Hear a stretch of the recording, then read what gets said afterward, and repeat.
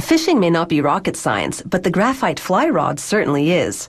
Graphite is a space-age material, lightweight, flexible, and strong. The very qualities that make it useful in space also come in handy at the river or lake.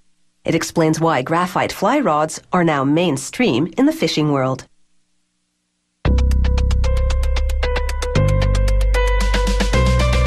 To make one, they start with a sheet of graphite. They cut out shapes following precise measurements. One mistake here, and the performance of the rod will be compromised.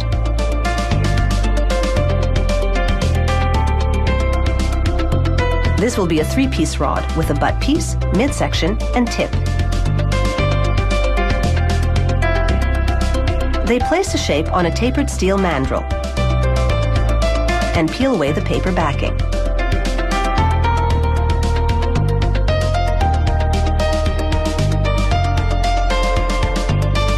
This machine rolls the graphite shape around the mandrel.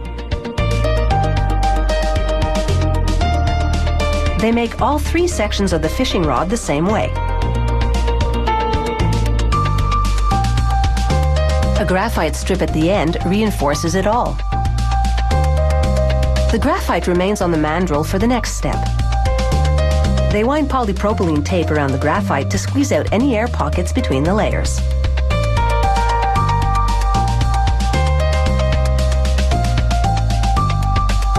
Then it's into the oven to cook at 125 degrees Celsius for an hour and a half. The tape won't melt, but resins in the graphite will, baking the rolled layers together.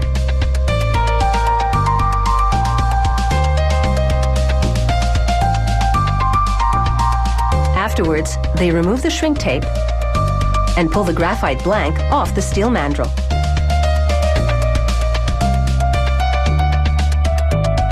Then the rod blanks go for a dip in a special finish which turns it a deep blue. They bake on the finish for a half hour at 125 degrees Celsius.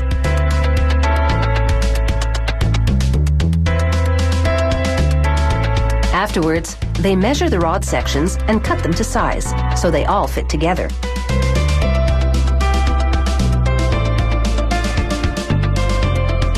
Bending without snapping is the graphite rod's strong point. They hot glue the stainless steel tip to the end.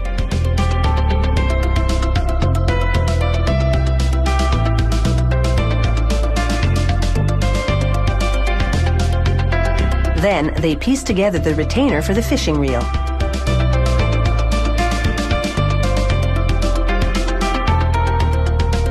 This lock nut will allow the reel to be tightened.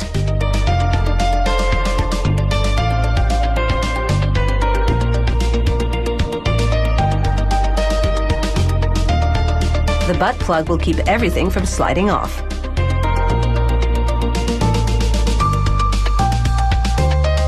They glue cork rings together to make a handle.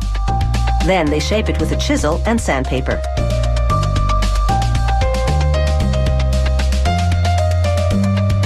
The line guides go on next. They keep things from getting into a tangle.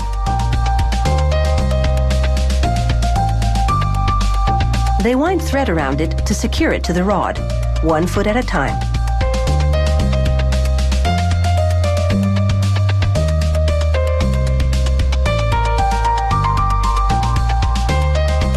A final step ensures the handiwork doesn't unravel. They place the rod in a rotating jig and brush 3 coats of glossy epoxy onto the thread wrap.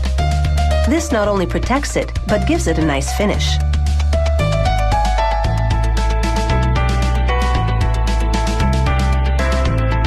Now they slide a metal foot into a groove on the reel retainer, and it's ready for the reel to be attached.